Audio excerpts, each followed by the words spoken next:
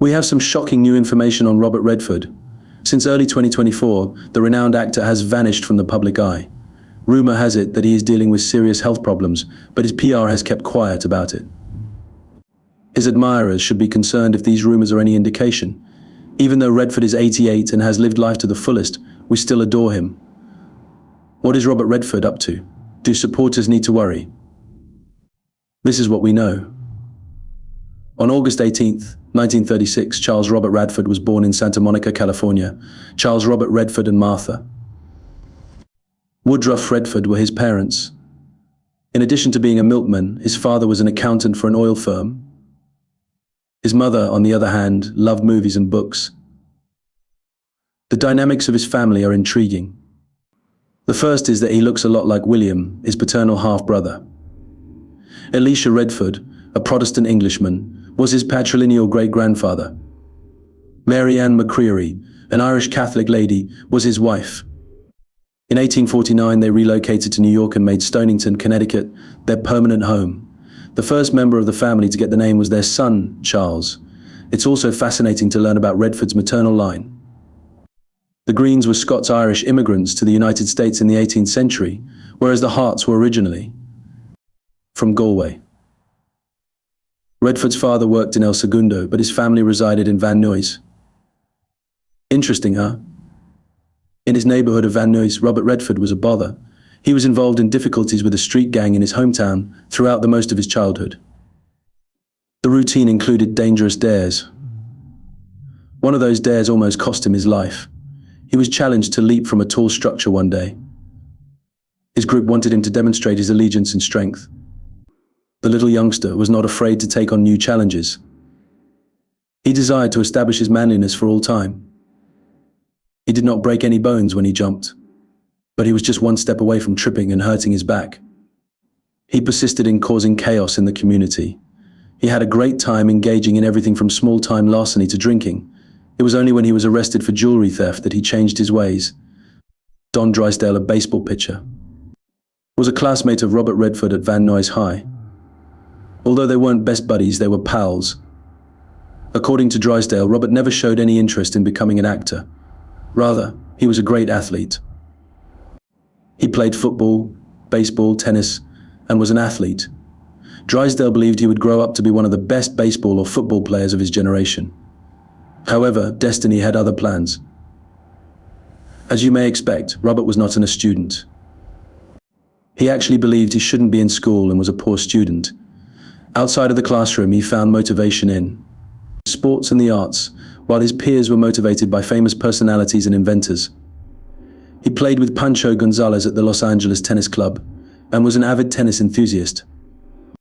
He received a baseball scholarship to attend the University of Colorado after graduating from high school in 1954. He belonged to the fraternity Kappa Sigma while he was a student.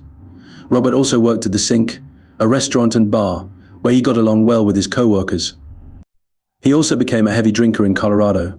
He would withdraw to his room and become inebriated. He spent hours staring at the ceiling since there was no food to counteract the effects of the drink.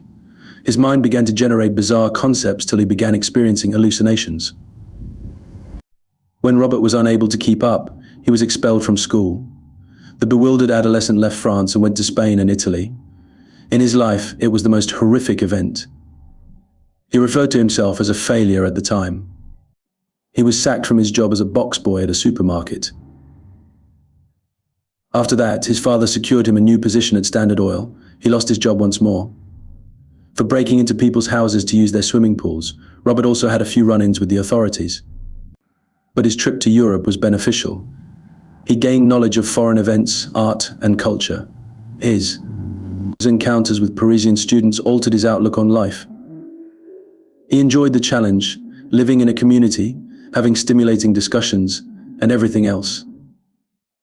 He felt embarrassed about his lack of political knowledge because France was so heated, but he promised to perform better. A year and a half later, he came back to America to concentrate on more important matters. Robert attended Brooklyn's Pratt Institute to study painting. Later, he moved to New York City to study acting at the American Academy of Dramatic Arts. A new life began when he returned to America. He met Lola Van Wagenen, his love interest, in Los Angeles that year. In 1958, the pair married in a low-key ceremony at Lola's grandmother's house. The couple lost their 5-month-old son, Scott, a year after getting married. The cause of Scott's death was sudden infant death syndrome.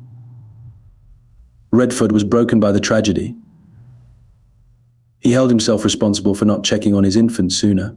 He was young and had recently started a low-paying job. He thought he would take care of his new family with the money. When his mother died of septicemia in 1955, he experienced his most recent mental collapse. He turned to acting as a way to cope with the loss since, regrettably, he was not brought up to communicate emotional anguish.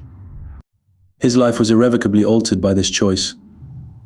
Tall Story, a 1959 comedy, was his Broadway debut. Later that year, he made his Broadway debut in The Highest Tree. He became increasingly well-known in the field by 1960. He co-starred with Conrad Janis in the humorous movie Sunday in the Park that year, and he starred with Julie Harris in Little Moon of Alban. Before his major breakthrough, he worked on several other projects. In 1963, he won a major part in Barefoot in the Park, directed by Neil Simon. Paul Bratter, portrayed by Redford, is a recently married lawyer who moves into a house in Greenwich Village with his wife Corey. In Butch Cassidy and the Sundance Kid, he went on to give producers a hard time. He portrayed the Sundance Kid, an outlaw in the movie, and Paul Newman portrayed Butch Cassidy. It was entertaining to see both individuals. They created enduring connections in addition to providing viewers with entertainment.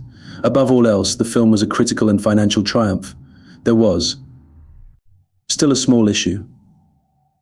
Redford, a handsome man, is not interested in always being categorized as a lovely boy. He was worried about his initiative's tone. He desired to be more. As a result, he declined parts that were more centered on his sex appeal, and instead requested more difficult roles. They did well in the 1969 Western Tell Them Willie Boy Is Here and the sports drama Downhill Racer. For him, the 1972 political drama The Candidate was another significant movie. This movie demonstrated his ability to play as many difficult parts as possible. He became more and more integrated with Hollywood as his career flourished. He was aware of what he wanted for himself by this point. In the 1960s, he purchased land in Utah, and over time, he expanded his holdings. He became an environmental activist because of his passion for lands. Redford was even threatened with death because he opposed several Utah plans. However, he didn't give up. According to this individual, nature and art improve the world. He takes both duties seriously for this reason. Redford had 2 big smash movies in 1973, which made it a great year. The first is The Sting and The Way We Were. He co-starred with Barbra Streisand in Sidney Pollack's Way We Were, a drama that examines the highs and lows of a romantic relationship.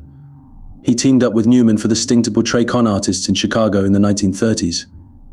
Because of its success, the film was nominated for an Academy Award. It was his first nomination.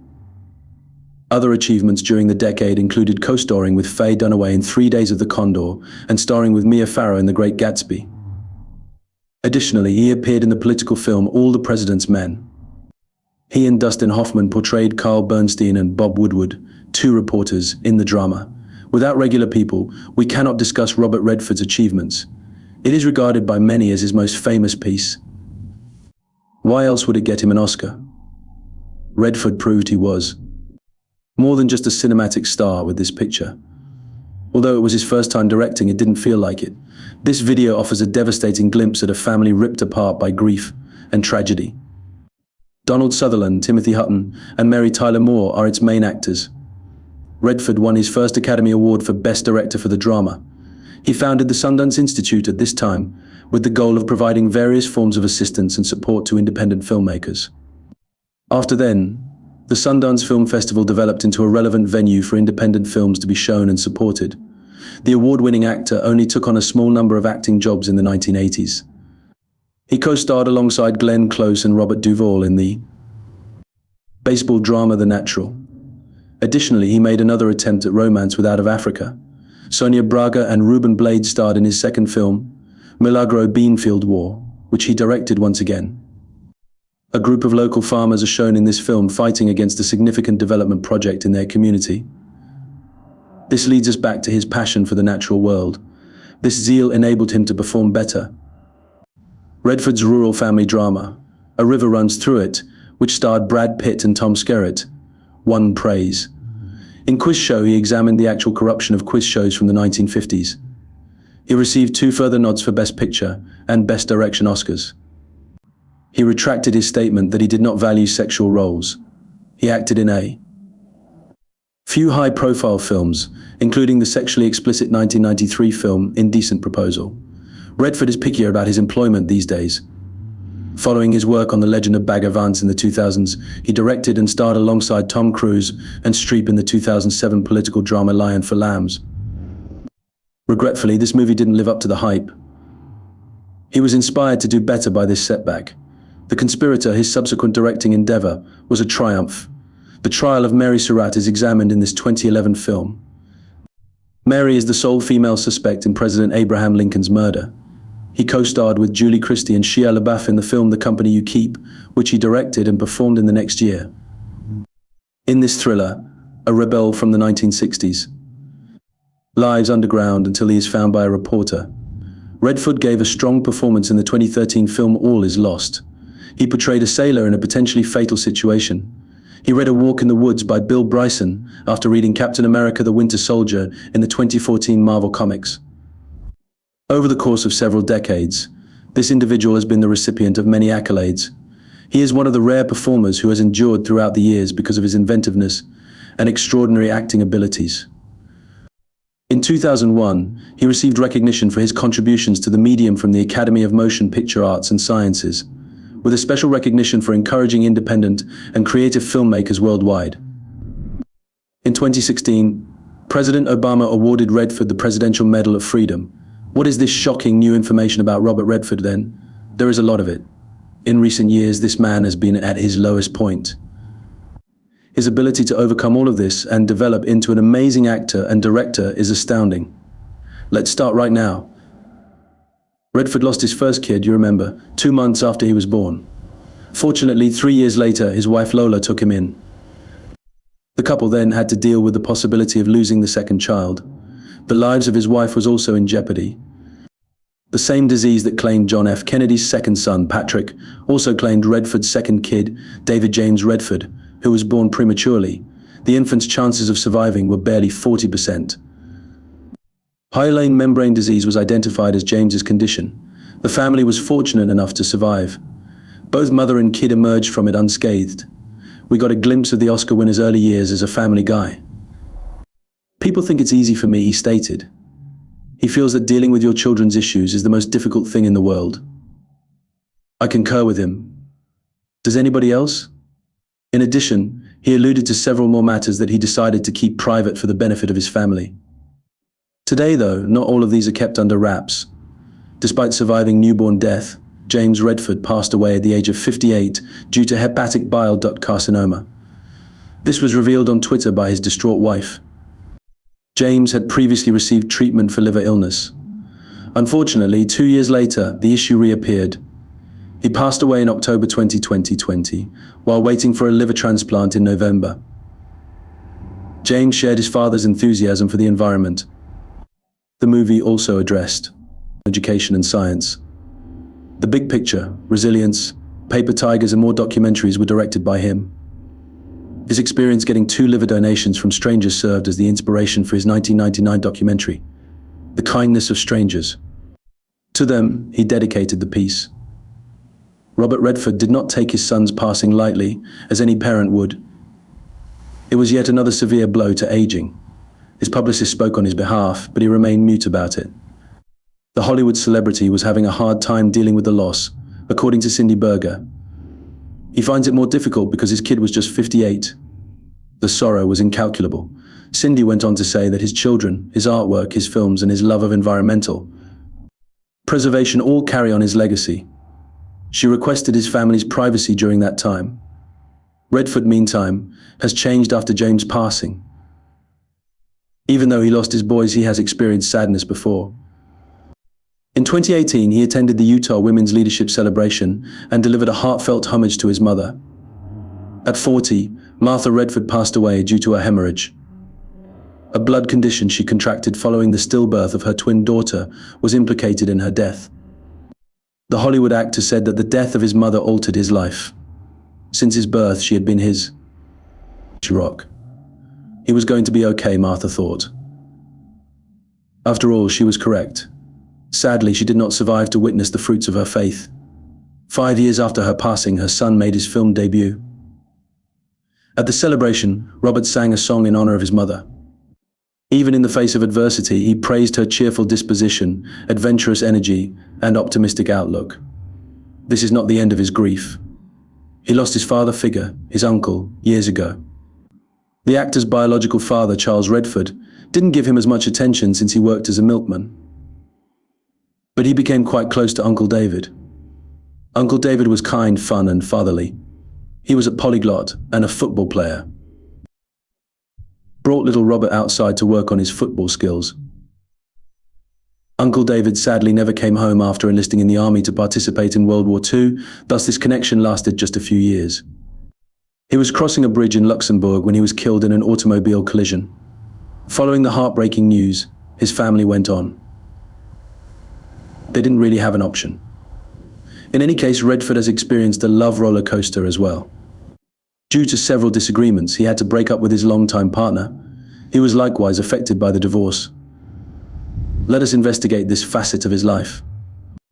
Robert and Lola enjoyed one of Hollywood's most stable marriages in the middle of the 1980s. Despite their reputation as the envy of many, their marriage was in danger of failing. Lola and Robert first crossed paths at the University of Colorado. Moments later, they fell in love. Redford painted and did acting, while Lola studied history and environmental action. An immediate spark was ignited by their mutual passion in art and the environment. In 1958, they were married in a ceremony that cemented their love. After a few years, everything was different. The pair had difficulties because of Redford's notoriety. He gradually gained additional positions and became increasingly distant from his family. His high profile and responsibilities drove him far from home. Lola felt depressed and lonely while he was abroad. The couple found it difficult to manage their lives with 4 kids to raise. When Lola's expectations and ideals were altered by a societal revolution in the 1970s, everything blew out. The arrangement wore out more and more. Although the information is still hazy, we learn that adultery may have contributed to their divorce. Redford declined to comment on the accusations in public, and Lola has been mute as well. Even if there were rumors and conjectures of adultery on both sides, caution must be exercised while discussing this subject. Van Wagenen has similarly kept their personal lives quiet, and Redford has never openly acknowledged any infidelity. However, the demands of celebrity and the unavoidable changes that accompany married life in the spotlight can cause tensions that ultimately lead to a relationship's disintegration. After being married to Lola for over 30 years, Redford formally divorced her in 1985. Their motivations were straightforward. According to the pair, their differences worsened over time. They failed to find a common ground as they developed in distinct directions. Additionally, their objectives shifted, which made it challenging to keep the alliance together. More significantly, their roles as a pair and their goals did not align. Following their divorce, Lola Van Wagenen and Robert Redford each followed their own interests and professions. Redford was a successful Hollywood all-around player, and his ex-wife went on to become a well-known environmentalist and teacher. Lola is dedicated to women's rights and sustainability. Redford married Sybil Zygers in 2009, but the two are still friends today. Rumors that the 79-year-old actor had passed away began in 2015 when he posted a tweet. The tweet titled, "Butch Cassidy and the Sundance Kid actor dies." It goes on to say that he died after falling off a golf buggy in the Southern California beach city of Santa Monica. The fake news went viral minutes later, and tributes began to pour in. Thankfully, his publicist debunked the rumor, calling it a hoax. Cindy Berger confirmed that the actor was fine. Redford has also been rumored to have skin cancer. This is also false. Recall that the actor showed off his body in Good Will Hunting. In that scene, we see many moles on his neck and back. Some fans mistook it for skin cancer, but it's not. He's had the moles since he was a child. Not much has been heard about him in 2024. He's gradually withdrawing from the public due to age-related concerns. The Academy Award winner announced his retirement from acting in 2018. He told CBS News that his role in The Old Man and The Gun was his last. He added that his retirement was due to age. Moreover, he's had a long run in the industry. He has been lighting up the screen since he was 21, so the break is necessary. However, 1 month later, he revealed that his retirement from acting was not final. The actor said the announcement was a mistake and he should have been silent about it. Shockingly, he returned to an existing role 1 year later. He also voiced the comedy film Omniboat, a fast boat fantasia. This suggests he's not leaving anytime soon. He'll probably retire when his health fails him completely. For now, Robert Redford is fine. Aside from his brush with childhood polio, he has no serious health concerns.